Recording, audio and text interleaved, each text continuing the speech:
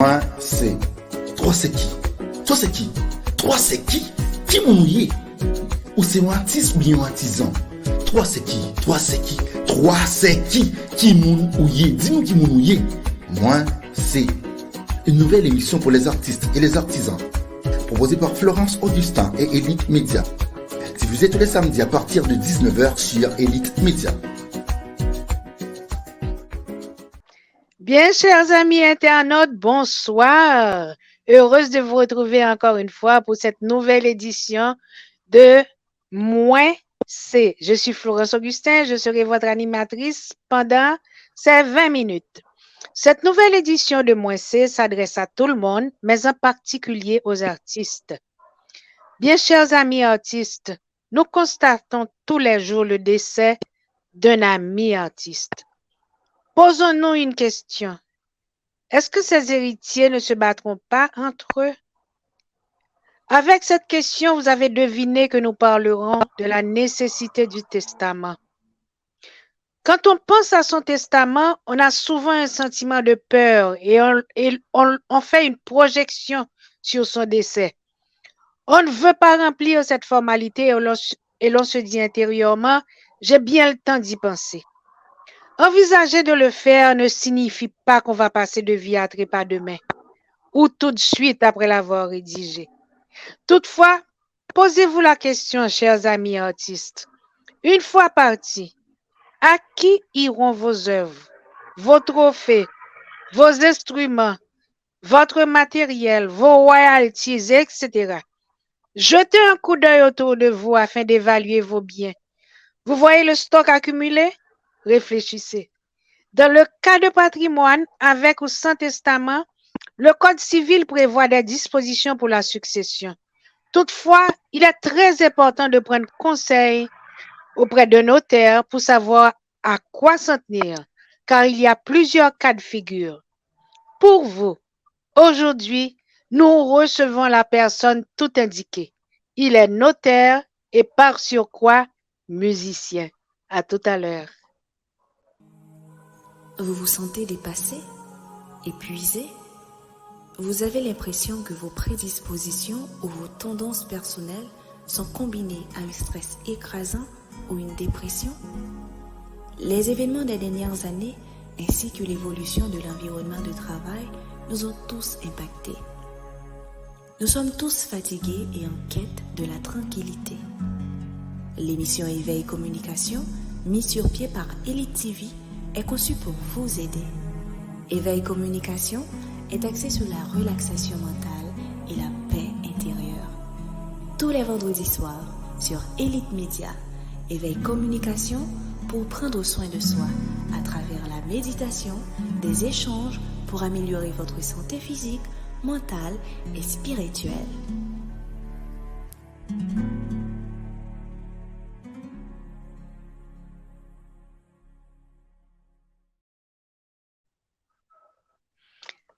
Alors, notre invité, qui mounouye? Bonjour, moi c'est Leslie Alphonse, notaire de profession et musicien par passion. Donc, c'est un plaisir pour moi participer à l'émission ça. Et j'espère que ça va bien se passer, que je serai à la hauteur de vos questions et de vos attentes. Je suis sûre que tu seras à la hauteur, Leslie Alphonse. Leslie Alphonse, tu es musicien. Tu joues de quel instrument? Je joue de la basse. D'accord. Et je sais De que la tu basse fais partie électrique. d'un groupe. Tu fais partie d'un Oui, groupe c'est ça, je suis le bassiste du groupe Jukan. que nous saluons. Nous saluons tous nos amis de Jucan. Mais aujourd'hui, c'est sûr qu'on va parler du musicien. On va surtout parler du notaire. Alors, Maître Alphonse, qui est un notaire? Un notaire, quel est son rôle? Bon, et comme aimé à le dire notre aîné, Maître Ernst Savin de Reposer Mémoire, je profite pour saluer sa mémoire justement. Le notaire est un magistrat de la juridiction amiable. C'est quelqu'un que l'on vient voir volontairement lorsque l'on veut accorder le statut d'authenticité à une transaction. Donc, on vient voir le notaire et il dresse les documents, les actes nécessaires. Et à partir de ce moment, cet acte devient un acte authentique qui est cru jusqu'à inscription de faux. Donc, le notaire, si vous voulez, c'est celui qui s'assure que dans une transaction, il n'y ait pas l'une des parties à avoir la part du lion et que l'autre soit démunie complètement et soit défavorisée dans la transaction. Je suis le garant de la neutralité, je suis le garant de la normalité, si vous me permettez l'expression, de ces transactions. Leslie Alphonse, qu'est-ce qu'un testament? Et tu sais, je ne suis pas très fort en testament parce que mes clients ne meurent pas en général. Bref, pour être plus sérieux, et un testament, c'est un document par lequel une personne prend des dispositions relatives à ses biens et qui prendront effet au moment où il ne sera plus de ce monde. Je disais dans mon introduction que nous constatons qu'il y a beaucoup d'amis artistes qui sont partis et je recommande fortement à nos amis artistes de penser à leur testament parce qu'on a déjà vu des gens qui s'entre-déchiraient après le départ de l'artiste ou bien du membre de la famille. Maintenant, on va faire un survol sur 2 ou 3 termes que nous entendons. Qu'est-ce qu'un légataire universel, Maître Alphonse? Bon, d'abord, un légataire, c'est quelqu'un à qui, à partir d'un testament, on attribue un bien, quelque chose. Donc, dans le testament, le testateur désigne un certain nombre de personnes à qui il attribue une partie ou la totalité de ses biens. Et le légataire universel, c'est celui à qui on a légué tous les biens de la succession. Je comprends. Ouais. Maintenant, je suis tombée sur un terme l'autre jour, héritier réservataire. C'est quoi ça? OK. Qu'est-ce que ça veut dire? La loi haïtienne, contrairement à certaines autres législations de la zone Amérique, comme par exemple le Canada ou les États-Unis d'Amérique du Nord, ou certains États, la plupart des États d'Amérique du Nord, je ne dis pas que ce sont tous parce que je n'ai pas étudié le droit américain en profondeur, donc je ne sais pas s'il y en a qui pratiquent, qui accordent une réserve aux héritiers. L'héritier réservataire, c'est celui à qui la loi attribue, en faveur de qui la loi impose des réserves au testateur, des réserves à l'ascendant, à celui de qui on va hériter. Par exemple, quelqu'un qui a des enfants ne peut pas donner tous ses biens, ne peut pas faire la distribution de ses biens à d'autres personnes et laisser en plan ses enfants. Les enfants ont un droit de réserve que la loi leur aménage pour eux, qui est fonction du nombre d'enfants, le pourcentage est fonction du nombre d'enfants. Et ce droit de réserve s'exerce en principe dès que le testateur outrepasse les limites à lui permis. C'est ce que j'allais te demander, Maître Alphonse. Est-ce qu'on peut déshériter ses enfants? En Haïti, non. D'accord. En Haïti, non. Sauf si certains incidents se sont produits, sauf si le comportement de l'héritier il a enfreint certaines règles. Donc, à ce moment-là, il est frappé d'indignité. Mais dans les cas normaux, alors, cette question d'indignité-là, je n'aurais pas aimé, dans le cadre de cette émission, et entrer trop profondément et dans ce sujet parce que c'est très, très technique. Okay? C'est quand même assez technique. Et disons, en général, le parent n'a pas le droit de déshériter son enfant au profit de tiers ou de quoi. OK. Donc, j'avais un autre terme pour toi, être sous curatelle. Qu'est-ce que ça veut dire? Disons que au niveau de la législation haïtienne, lorsque quelqu'un naît, cette personne est considérée comme mineure jusqu'à un certain âge. Et une fois qu'elle atteint la majorité requise, l'âge requis pour être majeure, elle a la libre disposition, le libre arbitre. Cette personne est autonome et cette personne est majeure. Et elle a le droit de prendre toutes les dispositions qui la concernent et qui concernent son patrimoine. Maintenant, cet état de majorité, en principe, on meurt avec. On a, à partir des 18 ans jusqu'à la mort, quel que soit l'âge de la mort, on a la jouissance de cette majorité, sauf si il y a des incidents de parcours, comme par exemple une maladie, quelqu'un qui serait frappé de désordre mental, qui perdrait la jugeote, comme on dit. Il y a une procédure qui va déboucher sur une décision de justice. Cette décision de justice va dire que cette personne-là est interdite d'exercer ses droits parce qu'elle n'a pas l'autonomie, la capacité nécessaire pour bien jouir de son autonomie de décision, etc., etc. Donc, cette décision de justice va remettre cette personne dans l'état d'avant sa majorité. Mais nous parlons d'une personne majeure au niveau de l'âge. Donc, dans ces cas-là, lorsque c'est un mineur qui est dans la situation, on parle de tutelle. Mais lorsque c'est un adulte, un ex-majeur qui est dans cette situation, on parle de curatelle. Voilà. OK.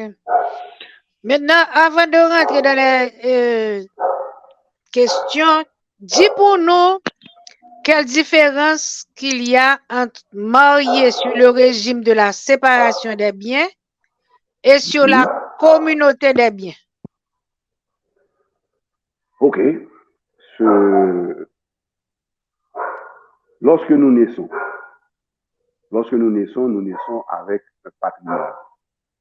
Le patrimoine, c'est une fiction juridique, c'est une figure, c'est une conception juridique qui pourrait être représentée, si vous voulez, de manière simple. C'est comme un sac que quelqu'un aurait dans lequel il pourrait placer tous ses actifs et tous ses passifs. D'accord? Et à partir de ce moment-là, on va se trouver dans la situation où certaines personnes ont un sac bien rempli et que certaines personnes ont un sac vide. Mais le patrimoine, c'est pas le contenu qui est le patrimoine. Le patrimoine, c'est le sac. Et les biens qui sont dans le sac. L'actif et le passif. Les biens qui sont dans le sac sont les éléments du patrimoine. OK? Les éléments du patrimoine. Évidemment, dans le langage courant, dans le langage profane, on mélange tout ça gaiement. Bon, c'est pas méchant, mais les gens doivent bien comprendre que même celui qui n'a pas de quoi, qui n'a rien, qui ne possède rien, il a un patrimoine. D'accord? OK. Donc, et si je me souviens bien, c'est que, alors, on va pour aboutir maintenant à cette affaire de communauté de biens et séparation de biens. Lorsque deux personnes se marient, jusqu'au moment du prononcé du mariage, de la cérémonie, si vous voulez, ces personnes-là ont chacune un patrimoine, plus ou moins garni. Okay? Si elles choisissent de se marier en communauté, comme c'est la règle, parce que la règle, donc c'est la coutume chez nous, la 99,99% en Haïti, on se marie sur le régime de la communauté de biens. Quand on se marie sur le régime de la communauté de biens, il y a une opération qui se fait, chacun laisse de côté, je dirais, l'alimentation de son patrimoine personnel pour se mettre à opérer sur un patrimoine nouveau qui devient celui du couple qu'on appelle la communauté, le patrimoine de la communauté. Et cela se fait surtout à partir des revenus. Tous les revenus gagnés à partir du mariage sont censés être des revenus communs. Communs. Oui. Maintenant, Et les biens qui seront achetés à partir de ces revenus communs seront des biens communs. D'accord? Et certes, j'ai bien dit tous les biens qui seront achetés, qui seront acquis à partir de ces revenus. De nouveaux biens peuvent être acquis sans la participation des revenus communs. Par exemple, un héritage. Un héritage, par exemple, donc quelqu'un qui est marié sous le régime de la communauté et qu'il reçoit un héritage de ses parents, cet héritage-là ne tombe pas dans la communauté. OK? Mais c'est tout ce qu'on aura acheté à partir des revenus de la communauté qui feront partie de la communauté. Et par revenu de la communauté, en fait, je dis mal, c'est pas le revenu de la communauté, c'est les revenus des deux personnes qui sont en communauté. Les revenus de chacune de ces deux personnes-là sont des revenus communs. C'est très clair, très clair. Très bien. Donc, de sorte, et pour illustrer un petit peu, et si tu viens dans ton mariage, tu viens dans le mariage avec un bien, une maison, par exemple, que tes parents t'avaient laissé et que tu te maries, cette maison-là reste ton bien propre. Par contre, les loyers de cette maison-là sont des revenus de Florence. Or, Florence est mariée, donc les loyers deviennent des revenus de la communauté. De la communauté. Alors que la propriété la maison est une propriété, elle appartient en propre à Florence, mais les revenus que Florence tire de cette maison font partie de la communauté. Très clair. Maintenant et pour la séparation. Oui. La séparation, c'est que les deux amoureux, les deux candidats au mariage décident de garder chacun son patrimoine, de sorte que les dettes de l'un ne soient pas les dettes de l'autre, les revenus de l'un ne soient pas les revenus de l'autre. Hein? Et il faut le mentionner avant le mariage, ça. Il faut...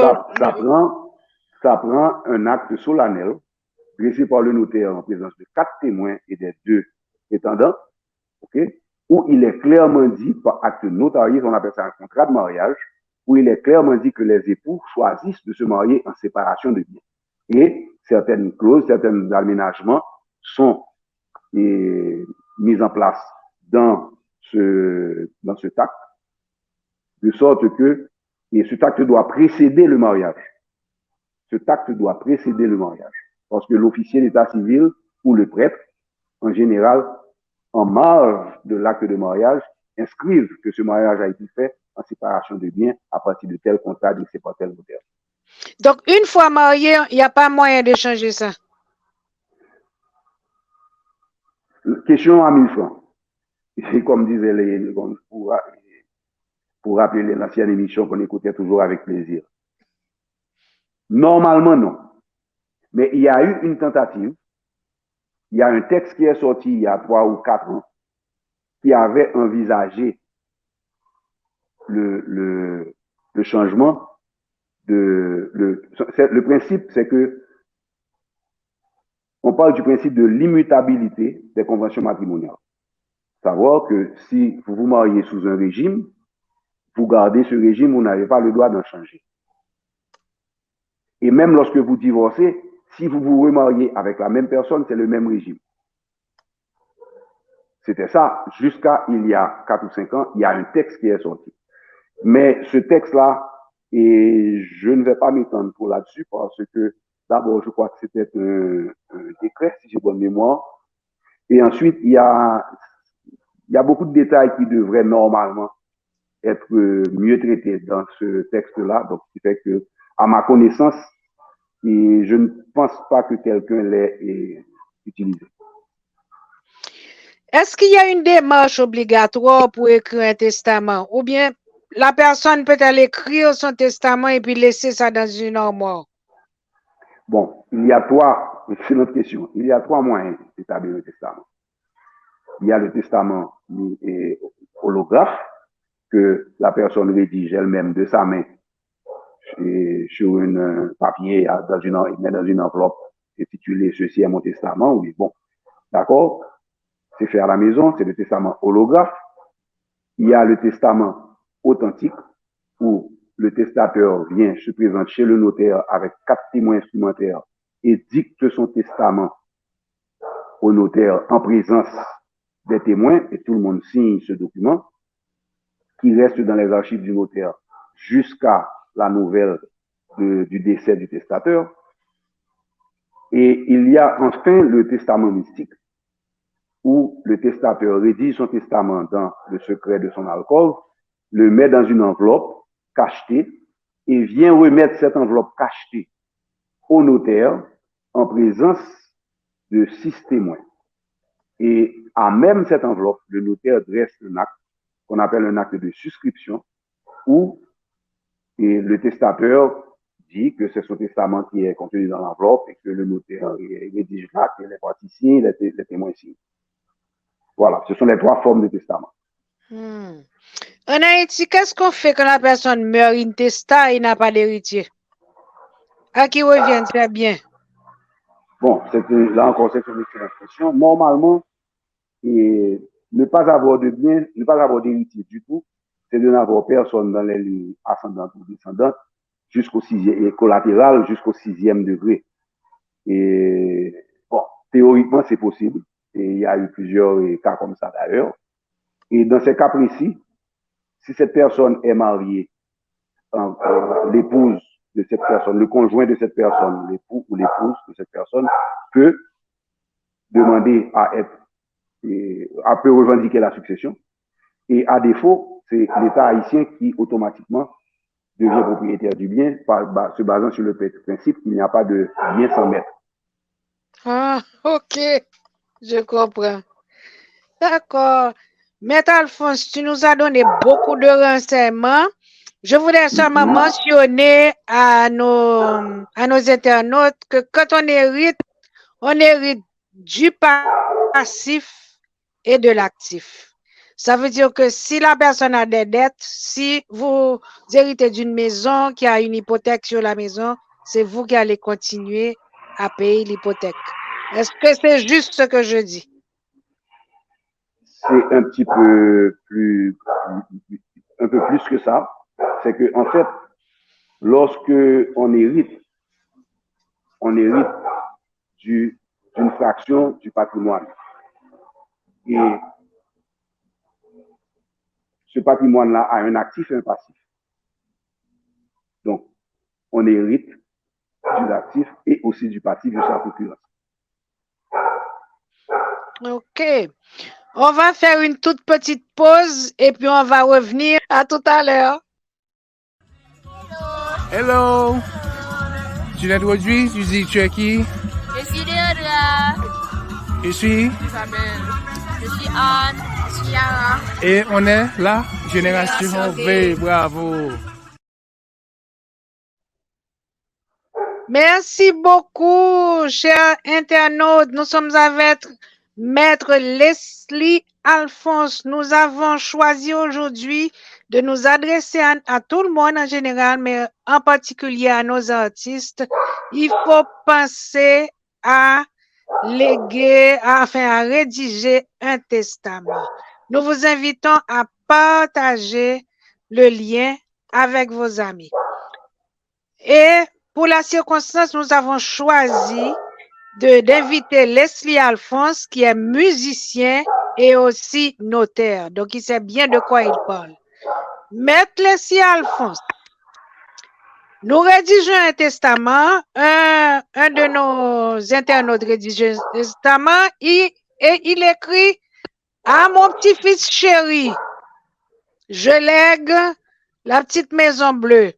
Ou encore, je lègue ma belle voiture à mon petit cousin que j'aime tant. Est-ce que le libellé est formel? Bon, et le libellé vaut ce qu'il vaut. C'est-à-dire, le libellé vaut ce qu'il vaut. le problème se pose au niveau de l'identification de ma cousine chérie. Et encore faut-il qu'elle soit petite, parce que c'est ma petite cousine. Donc là, ça pose déjà un problème d'identification. Ma voiture bleue, que je trouve jolie et que personne d'autre ne partage cette opinion, et on ne la trouve pas jolie du tout. Donc, ça pose des problèmes. Un texte pareil, et c'est un texte qui risque de créer beaucoup de problèmes au moment de son application. Parce que la belle petite voiture bleue, mon filleul chéri, ça veut dire quoi? Donc, pour peu qu'il y ait 3 filleuls et qu'ils se disent chacun, ils revendiquent chacun le titre de petit filleul que j'aime, donc, vous voyez les dégâts. Tout à fait. Maintenant, Maître Alphonse, imagine un couple qui vit en concubinage depuis toujours, mettons depuis 30 ans, mais un des conjoints est marié. Bon, je ne veux pas dire conjoint, un des deux est marié. Il y en a un, je suppose, avec une tierce personne. Avec une tierce personne. Et cette personne décède. Ils n'ont pas d'enfant. Qu'est-ce qui va se passer pour l'héritage? Eh bien, ok, on reprend. Disons que une personne a une relation intime avec quelqu'un qui, lui, est marié à quelqu'un d'autre. À quelqu'un d'autre. Maintenant, cet électron commun, si vous me permettez l'expression, meurt sans enfant. D'accord. Maintenant, à qui va son héritage? Son héritage va aller à ses collatéraux, à ses ascendants.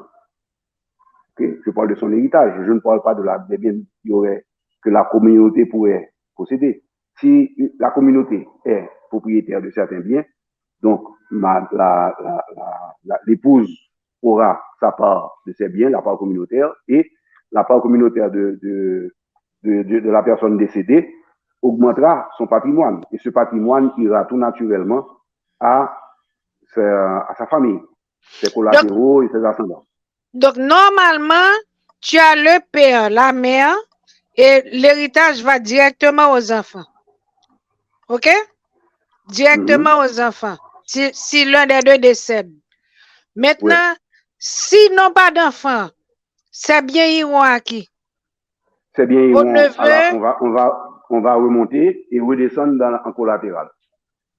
Okay. On va aller d'abord aux parents et alors bon, ça on est très technique là-dedans. Disons que les parents ascendants auront une quote-part et les collatéraux auront une quote-part. Okay. Maître Leslie Alphonse, imagine un couple marié qui a eu un enfant mort-né. Et ensuite, le père décède. Qu'est-ce qui va se passer? Non, si l'enfant meurt avant de naître, il n'a pas existé. Il n'est pas né viable. Okay. Donc, il n'y a pas d'enfant. Ça ne fait pas de différence. Il n'y a pas eu d'enfant. Mais si l'enfant naît et meurt peut-être 1 heure après. Si l'enfant naît et meurt 1 heure après, il a été le fils, il est né viable. Il est né viable maintenant au décès du père. OK? Mais c'est très technique là. C'est très technique. Mais l'enfant il est réputé avoir été héritier de son père. Maintenant, OK. C'est très technique. OK. Maintenant, je vais te poser une question. Deux fiancés qui s'achètent un terrain, 2 fiancés, ils ne sont pas encore mariés. Ils commencent à construire. L'homme donne, disons, $100,000. Oui. La femme donne $10,000. OK? Et la construction continue. Maintenant, si le mariage n'est pas conclu, comment sera réparti l'investissement? ce sont juste des partenaires. Ce sont juste des partenaires qui ont mis ensemble des ressources pour construire une maison. Donc maintenant, leur droit de propriété sera proportionnel à leur mise, dans la mesure où ils peuvent établir la mise de chacun. OK. Donc, le monsieur, il sera remboursé de ces 100 000 $ et la femme de ces 10 000 $? Le plus important, c'est très important ce que j'ai dit, dans la mesure où on peut retracer et établir les mises de chacun.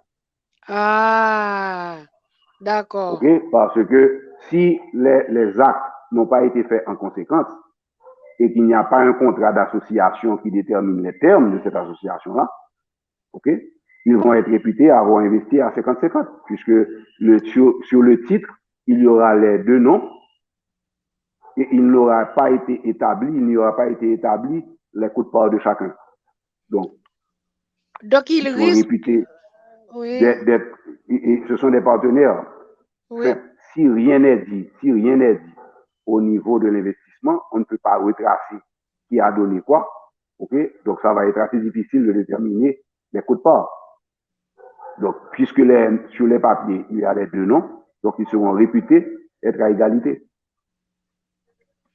Maintenant, revenons à nos amis artistes là. Quel conseil donnerais-tu à nos amis artistes pour protéger leur œuvre?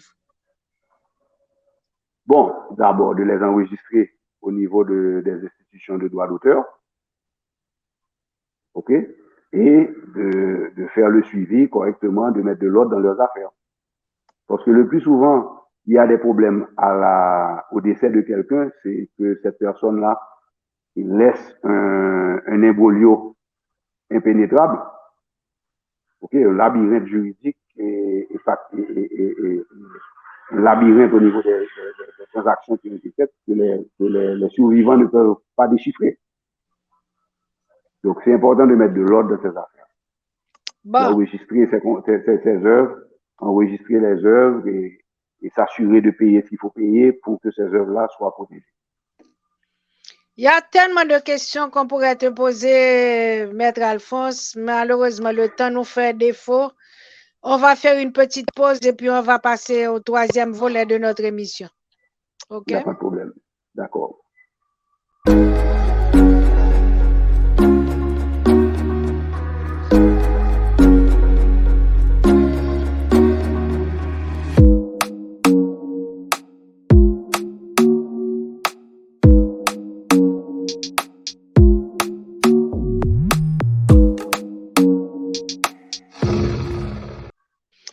Bien, chers amis internautes, nous sommes avec Leslie Alphonse, qui est notaire, qui est aussi musicien.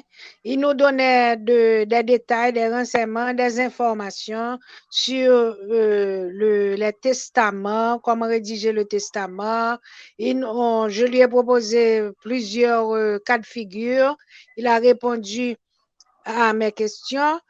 Mais si vous avez... je suis sûre que vous avez beaucoup de questions. Je suis sûre qu'il sera à votre disposition pour répondre à ces questions qui vous trottent par la tête. Maître Alphonse, pour hériter, on a besoin de quel document? Par exemple, j'ai un oncle qui décède, il me lègue une maison. J'ai besoin de quel document?